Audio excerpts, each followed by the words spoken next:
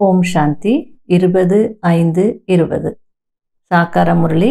இன்று பாபா கூறுகிறார், இனிமையான குழந்தைகளே, தொழில் போன்றவைகளை செய்து கொண்டிருந்தாலும் சதா தன்னுடைய காட்லி ஸ்டூடெண்ட் லைஃப், அதாவது இறை மாணவ வாழ்க்கையை மற்றும் படிப்பை நினைவில் வைத்து கொள்ளுங்கள். சுயம் பகவானே நம்மை படிக்க வைக்கிறார் என்ற போதையில் இருங்கள். கேள்வி: எந்த குழந்தைகளுக்கு ஞான அமிர்தத்தை ஜீர்ணிக்க தெரிகிறதோ அவர்களின் அடையாளம் என்ன? பதில்: அவர்களுக்கு எப்பொழுதும் ஆன்மீக போதை ஏறி இருக்கும். மேலும் அந்த போதையின் ஆதாரத்தில் நன்மை செய்து கொண்டே இருப்பார்கள். நன்மை செய்வதை தவிர வேறு எந்த விஷயமும் அவர்களுக்கு பிடிக்காது. முட்களை மலராக மாற்றக்கூடிய சேவையில் சதா ஈடுபட்டிருப்பார்கள். அடுத்தது முரளியில் பாபா கூறுகிறார், குழந்தைகளாகிய நீங்கள் இப்பொழுது இங்கே அமர்ந்திருக்கிறீர்கள். நாம் நடிகர்கள் என்றும் உங்களுக்கு தெரியும். 84 பிறவிகளுடைய சக்கரத்தையும் முடித்துவிட்டோம். ஆகையால் இந்த நினைவில் இருக்க வேண்டும். நம்மை தமோ பிரதானத்திலிருந்து சதோ பிரதானமாக ஆக்குவதற்காக, மீண்டும் ராஜ்யத்தை அடைய வைப்பதற்காக பாபா வந்திருக்கிறார் என்று உங்களுக்கு தெரியும். இந்த விஷயங்கள் பாபாவை தவிர வேறு யாரும் சொல்ல முடியாது. நீங்கள் இங்கு வரும் பொழுது ஸ்கூலில் அமர்ந்திருக்கிறீர்கள். வெளியில் இருந்தால் அப்பொழுது ஸ்கூலில் இல்லை. இது உயர்ந்ததிலும் உயர்ந்த ஆன்மீக ஸ்கூல் என்பது உங்களுக்கு தெரியும். ஆன்மீக தந்தை அமர்ந்து படிப்பு சொல்லிக் கொடுக்கிறார். ஆகையால் குழந்தைகளுக்கு படிப்பின் நினைவும் இருக்க வேண்டும். இந்த பிரம்மாவும் குழந்தைதான். இவருக்கும் மற்றும் அனைவருக்கும் சொல்லிக் கொடுக்கக்கூடியவர் ஒரு தந்தைதான். அனைத்து மனித ஆத்மாக்களின் தந்தை இவர்தான். அவர் இங்கு வந்து ஷரீரத்தை லோனாக எடுத்துக்கொண்டு உங்களுக்கு புரிய வைத்து கொண்டிருக்கிறார். தினமும் புரிய வைக்கிறார். ஆகையால் இங்கே வந்து அமரும் பொழுது நாம் 84 பிறவிகளை எடுத்திருக்கிறோம் என்று புத்தியில் வர வேண்டும். நாம் உலகத்திற்கே எஜமானர்களாக இருந்தோம். தேவி தேவதைகளாக இருந்தோம். பிறகு மறுபிறவி எடுத்து எடுத்து தரையில் வந்து விழுந்திருக்கிறோம். பாரதம் எவ்வளவு பணக்கார நாடாக இருந்தது. அனைத்து நினைவுகளும் வருகிறது. இது பாரதத்தின் கதை மற்றும் உங்களுடையது கூட. ஆகையால் தன்னை மறந்து விடாதீங்க. நாம் சொர்க்கத்தில் ராஜ்யம் செய்துட்டு இருந்தோம். பிறகு 84 பிறவிகள் எடுக்க வேண்டியதாயிடுத்து. நாள் முழுவதும் இந்த விஷயங்களை நினைவில் கொண்டு வர வேண்டும். தொழில் செய்து கொண்டிருந்தாலும் ஸ்டடி நினைவில் இருக்க வேண்டும் தானே. எப்படி நம்ம உலகத்திற்கு எஜமானர்களாக இருந்தோம், பிறகு எப்படி கீழே இறங்கிவிட்டோம், இது மிகவும் சகஜம். ஆனால் இது கூட யாருக்கும் நினைவிருப்பதில்லை. ஆத்மா தூய்மையாக இல்லாத காரணத்தினால் நினைவு நழுவி விடுகிறது. நம்மை பகவான் படிக்க வைக்கிறார் என்ற நினைவும் கூட நழுவி போய்விடுகிறது. நாம் பாபாவின் ஸ்டூடெண்ட்ஸாக இருக்கிறோம்.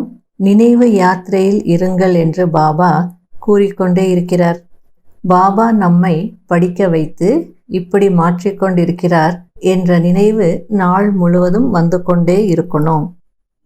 நாம் தான் தேவி தேவதைகளாக இருந்தோம். இப்பொழுது அசுரர்களாக மாறியிருக்கிறோம்.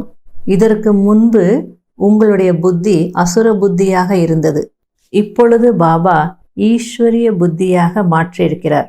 இருந்தாலும் சிலருடைய புத்தியில் இந்த விஷயங்கள் பதியறதில்லை, மறந்து போயிடுறாங்க. பாபா எவ்வளவு போதை ஏற்றுறார். அதாவது நீங்கள் மீண்டும் தேவதையாக மாறிக்கொண்டிருக்கிறீர்கள் என்று சொன்னால் எவ்வளோ போதையில் இருக்க வேண்டும். நாம் நம்முடைய ராஜ்யத்தை அடைந்து கொண்டிருக்கிறோம். சிலருக்கு போதை ஏறவே மாட்டேங்குது. காரணம், ஞான அமிர்தம் ஜீரணமாகுவதில்லை. யாருக்கு போதை ஏறி இருக்குமோ அவர்களுக்கு பிறருக்கு நன்மை செய்வதை தவிர வேற எதுவும் பிடிக்காது. மலர்கள் ஆக்கக்கூடிய சேவையில் ஈடுபட்டிருப்பாங்க. நாம் முதலில் மலர்களாக இருந்தோம். பிறகு மாயா முள்ளாக்கிவிட்டது. இப்பொழுது மீண்டும் மலர்களாக மாறிக்கொண்டிருக்கிறோம். இப்படி தனக்குத்தானே பேசிக்கொள்ள வேண்டும். இந்த போதையில் இருந்து நீங்கள் பிறருக்கு புரிய வைத்தால் உடனே அம்பு பாய்ந்துவிடும்.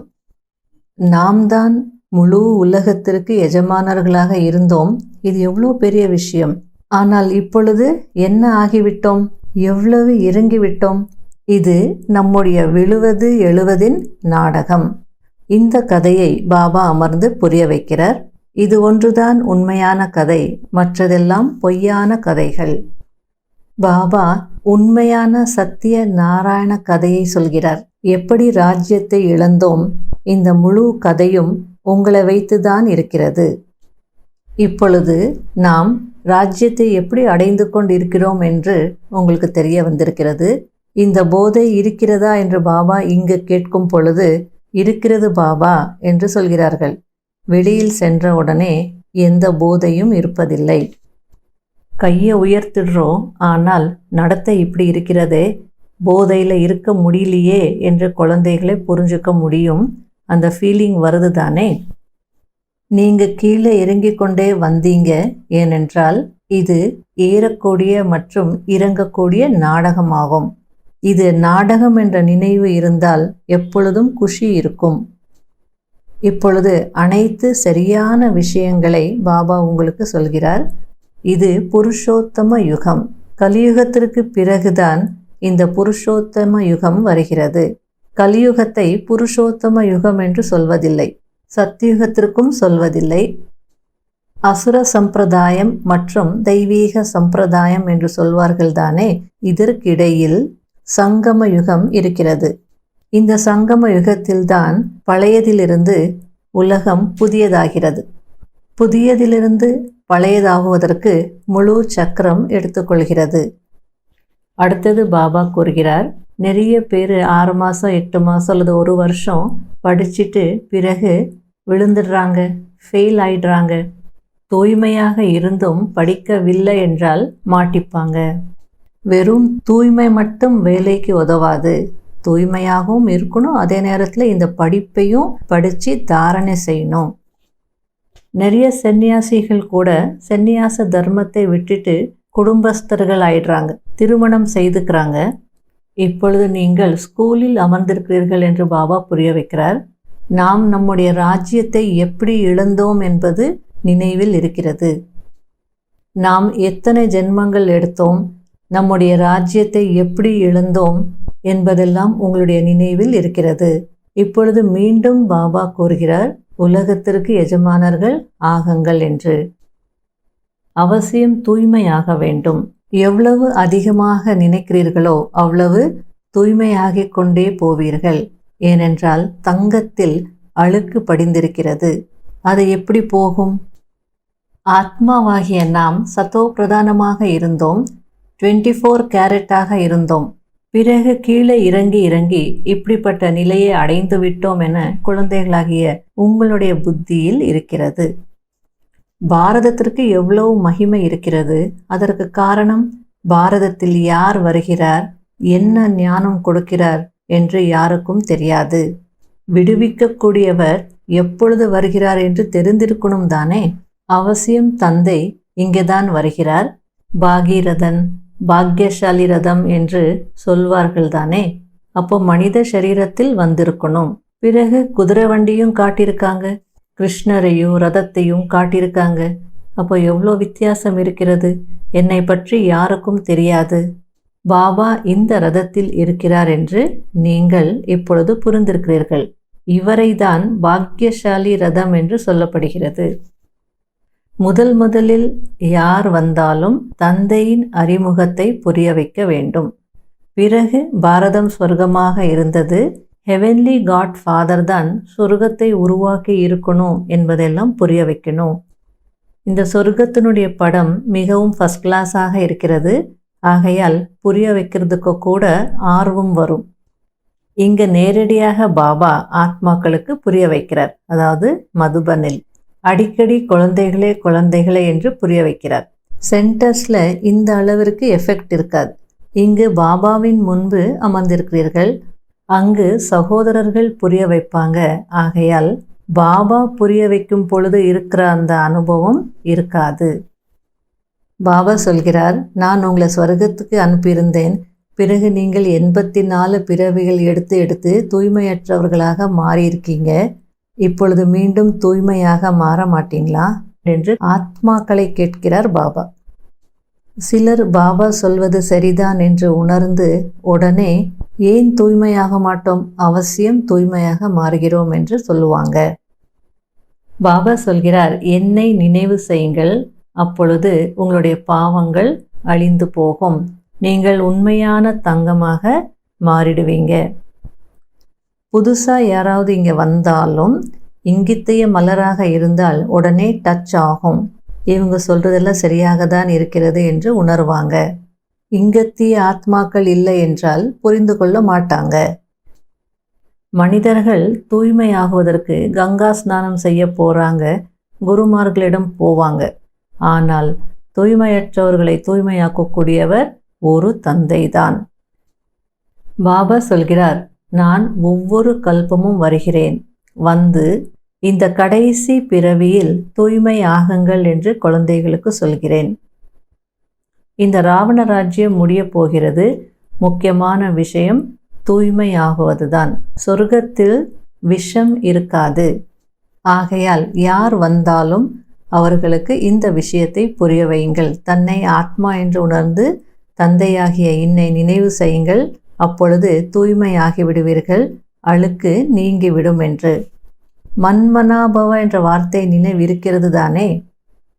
தந்தை நிராகாரராக இருக்கிறார், ஆத்மாக்களாகிய நாமும் நிராகாரர்கள். எப்படி நாம் இந்த சரீரத்தின் மூலமாக கேட்கிறோமோ அதே போல் தந்தையும் இந்த சரீரத்தில் வந்து புரிய வைக்கிறார். இல்லை என்றால் என்னை மட்டும் நினைவு செய்யுங்கள் என்று எப்படி சொல்வார்? பாபா சொல்கிறார், தூய்மையாகுங்கள், விகாரங்களை விடுங்கள், பழைய தேகத்தின் அபிமானத்தையும் விடுங்கள், என்னை நினைவு செய்யுங்கள், அப்பொழுது கடைசியில் நல்ல நிலைக்கு போவீங்க, லக்ஷ்மி நாராயணராக மாறிடுவீங்க. பாபாவிடமிருந்து முகத்தை திருப்பக்கூடிய முக்கியமான அவகுணம் பிறரை பற்றி சிந்திப்பது. ஆகையால் பாபாவின் டைரக்ஷன், குழந்தைகளே, தீய விஷயங்களை கேட்கக்கூடாது. இவங்க விஷயத்தை அவங்களுக்கு சொல்கிறது, அவங்க விஷயத்தை இவங்களுக்கு சொல்கிறது, இப்படி கோல் மூட்டுறதெல்லாம் செய்யக்கூடாது. குழந்தைகளுக்குள்ள அந்த குணம் இருக்கக்கூடாது. ஆகையால் பாபா சொல்கிறார், இது போல கோல் மூட்டுறதெல்லாம் விட்டுடுங்க. நீங்கள் மெசேஞ்சர்ஸ், செய்தியாளர்கள். என்னை நினையுங்கள் என்று இறைவன் சொல்கிறார் என்ற செய்தியே அனைவருக்கு கொடுங்க போதும். இதை தவிர மற்ற அனைத்தும் புறம் பேசுதலாகும். அனைவருக்கும் இறைவனுடைய செய்தியை கொடுங்கள். இதுதான் உங்களுடைய தொழில். இறைவன் வந்திருக்கிறார், கோல்டன் ஏஜுக்கு போக வேண்டும் என்று சொல்கிறார். ஆகையால இந்த அயன் ஏஜை விட்டுவிடுங்கள் என்று சொல்லுங்கள். உங்களுக்கு வனவாசம் கிடைத்திருக்கிறது, காட்டில் தானே அமர்ந்திருக்கிறீங்க. ஒரு கன்னியாவுக்கு திருமணம் என்றால் திருமணத்திற்கு முதல் நாள் தென்னை ஓலை தட்டில் அமர்த்தி நலங்க வைப்பாங்க, அடுத்த நாள் மாளிகை.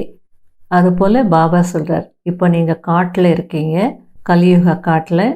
நாளைக்கு மாமியார் வீட்டுக்கு போவீங்க, மாளிகைக்கு போவீங்க, சத்தியுக மாளிகைக்கு. ஆகையால் இந்த பழைய சரீரத்தை விடணும். ஒரு தந்தையை நினைவு செய்யுங்கள். அழிவு காலத்தில் யார் அன்பு புத்தி உடையவர்களாக இருப்பாங்களோ அவங்க மாளிகைக்கு போவாங்க. விபரீத புத்தி இருந்தது என்றால் வனவாசம்தான், அதாவது காட்டில்தான் வசிக்க வேண்டியதாக இருக்கும். பாபா சொல்கிறார், என் மீது அன்பை வைங்க, மற்ற விஷயங்களெல்லாம் மறந்துடுங்க. பாபா கம்ப்ளைண்ட் பண்ணுறார், இன்னும் எது வரைக்கும் இப்படியே என்னை மறந்துட்டே இருப்பீங்க? இப்படியே மறந்துட்டு இருந்தால் கோல்டன் ஏஜ்க்கு எப்படி போவீங்க? ஆகையால் உங்களையே நீங்கள் கேட்டுக்கொள்ளுங்க, நான் எவ்வளோ நேரம் பாபாவை நினைவு செய்கிறேன் என்று. எப்பொழுதுமே நினைவு என்ற அக்னியில் இருக்க வேண்டும், அப்பொழுதுதான் பாவங்கள் அழியும். ஒரு தந்தையிடம் அன்பு புத்தி உடையவர்களாக இருக்க வேண்டும். அவர் மிகவும் ஃபர்ஸ்ட் கிளாஸான நாயகன், உங்களையும் ஃபர்ஸ்ட் கிளாஸாக மாற்றிவிடுகிறார்.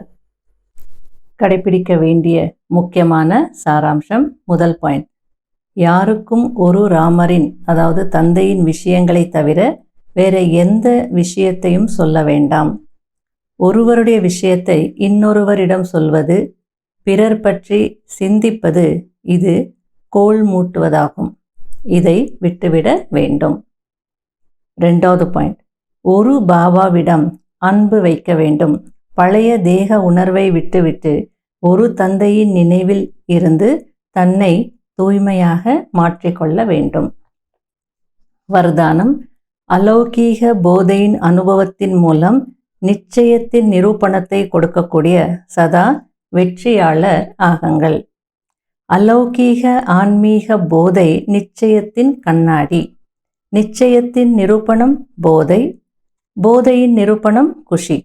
யார் சதா குஷி மற்றும் போதையில் இருக்கிறார்களோ அவர்களின் முன்பு மாயாவின் எந்த ஆட்டமும் செல்லாது.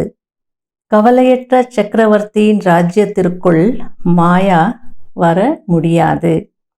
அலௌகீக போதை சகஜமாகவே பழைய உலகம் மற்றும் பழைய சம்ஸ்காரங்களை மறக்க வைத்து விடுகிறது. எனவே சதா ஆன்மீக ஸ்வரூபத்தின் போதையில், அலௌகீக வாழ்க்கையின் போதையில், ஃபரிஷ்தா தன்மையின் போதையில் அல்லது எதிர்காலத்தின் போதையில் இருங்கள். அப்போது வெற்றியாளர் ஆகிவிடுவீர்கள். ஸ்லோகன், இனிமை என்ற குணம்தான் பிராமண வாழ்க்கையின் மகான் தன்மை. எனவே இனிமையானவர் ஆகுங்கள் மற்றும் இனிமையானவர்களாக ஆக்குங்கள். ஓம் சாந்தி. இன்றைய முயற்சிக்கான பாயிண்ட், நான் சிம்ஹாசன அதிகாரி ஆத்மா. சங்கம யுகத்தில் நமக்கு 2 சிம்ஹாசனங்கள் கிடைத்திருக்கு. ஒன்று ஆத்மாவிற்கு புருவ மத்திய சிம்ஹாசனம் கிடைச்சிருக்கு, அல்லது ஆத்மாவின் புருவ மத்திய சிம்ஹாசனம் என்று சொல்லலாம். இன்னொன்று பாபாவின் இதய சிம்ஹாசனம். ஆகையால இன்று நாள் முழுவதும் ஏதாவது ஒரு சிம்ஹாசனத்தில் அமர்ந்திருந்ததா காரியங்களை செய்யும். ஆத்ம சிம்ஹாசனத்தில் இருங்க, இல்லை என்றால் பாபாவுடைய இதய சிம்ஹாசனத்தில் இருங்க. அப்போ ஆத்மா புருவ மத்திய சிம்ஹாசனத்தில் இருந்து காரியங்களை செய்யும் போது ராஜாவாக இருக்கும். தனக்கு கீழே இருக்கக்கூடிய கர்மேந்திரியங்களை நல்ல ஸ்ரீமத் படி நடத்தி கொண்டு போக முடியும். அப்பொழுது கர்மேந்திரியங்கள் மூலமா எந்த பாவங்களும் நடக்காது. ராஜாவும் சேஃபு, அந்த ராஜ்யத்தில் இருக்கக்கூடிய அனைவருமே சேஃபாக இருப்பாங்க. ஆகையில இன்று நான் அந்த ராஜ்ய அதிகாரி அல்லது சிம்ஹாசன அதிகாரியாக இருக்கணும், புருவ மத்தியத்தில் இருக்கணும், அந்த நினைவில் இருக்கணும். பொதுவாக முழு கல்பமும் ஆத்மாவுக்கு புருவ மத்திய சிம்ஹாசனம் இருக்கு. ஆனால் அந்த உணர்வு நமக்கு எப்போ இருக்கு, அந்த ஞாபகம் எப்போ வந்திருக்கு, சங்கம யுகத்தில் தானே. ஆகையில் அந்த போதையில் இருக்கணும். இன்னொரு சிம்ஹாசனம் பாபாவின் இதய சிம்ஹாசனம். பக்தி மார்க்கத்தில் இறைவா உங்களுடைய காலடியில் இடம் கிடைச்சா போதும் அப்படின்னு தானே வேண்டிட்டு இருந்தோம். ஆனால் பாபா பாருங்க, காலடி வேண்டாம், நீங்கள்லாம் என்னுடைய இதயத்தில் இருக்கக்கூடியவங்க, இதய சிம்ஹாசனத்தில் அமரக்கூடியவங்க அப்படின்னு சொல்லி இதய சிம்ஹாசனத்தில் நம்மளை அமர்த்திட்டார் இல்லையா. ஆகையால் நம்ம நாள் முழுவதும் பாபாவோட இதய சிம்ஹாசனத்தில் இருக்கிற அந்த அனுபவத்தை செய்யணும். எப்படி ஒரு மனைவிக்கு கணவர் தான் உலகம், அல்லது ஒரு மணப்பெண்ணுக்கு மணவாளன் தான் உலகம், அதுபோல் நமக்கு பாபாவின் இதய சிம்ஹாசனம் தான் உலகம். அது எல்லையற்ற சிம்ஹாசனம், நாள் முழுவதும் அங்கே இருக்கலாம். ஆகையால் அங்கே இருந்து அந்த சுகத்தை இன்னைக்கு அனுபவம் செய்யணும்.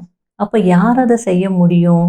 இதயபூர்வமாக யார் அர்ப்பணமாயிருப்பாங்களோ அவங்க தான் அந்த இதயத்தின் அன்பை அனுபவம் செய்ய முடியும். அப்போ அந்த சம்பந்தம் நமக்கு இருக்கணும். நான் யாரு? பாபாவின் மணப்பெண். அந்த சம்பந்தம் இருக்கும் பொழுதுதான் நாம் பாபாவோடு பேசிகிட்டே இருப்போம், அல்லது அந்த அன்பில் மூழ்கி இருந்து காரியங்கள் செய்வோம். அப்போ நமக்கு அந்த ஃபீலிங் இருக்கும், இதய சிம்ஹாசனத்தில் பாபாவோட இதயத்தில் நான் இருக்கிறேன், நான் இதயத்தை சிம்ஹாசனத்தில் இருக்கக்கூடிய ஒரு மணப்பெண் ஆத்மா அப்படின்றது நினைவிருக்கும். அந்த போதையில் மூழ்கி இருந்து காரியங்கள் செய்யும் போது எவ்வளோ காரியங்கள் செய்தாலும், எத்தனை பிரச்சனைகள் வந்தாலும், எந்த சூழ்நிலைகள் வந்தாலும் தன்னை மறந்து அது உயர்ந்த விஷயத்தில் இருக்கும்போது இதெல்லாம் ஒரு பெரிய விஷயமாகவே தோணாது. எல்லாத்தையும் ஈஸியாக கடந்து வர முடியும். ஆகையால் இன்று நாள் முழுவதும் ஆத்ம சிம்ஹாசனத்தில் இருங்க, இல்லைன்னா பாபாவுடைய இதய சிம்ஹாசனத்தில் இருங்க. என்ன அனுபவங்கள் கிடைக்குது அப்படின்னு நீங்களே பாருங்கள். அந்த ஃபீலிங்ஸ் அல்லது அந்த அனுபவங்கள் எப்படி இருக்கும் அப்படின்றது அனுபவம் செய்யுங்க. ஓம் சாந்தி.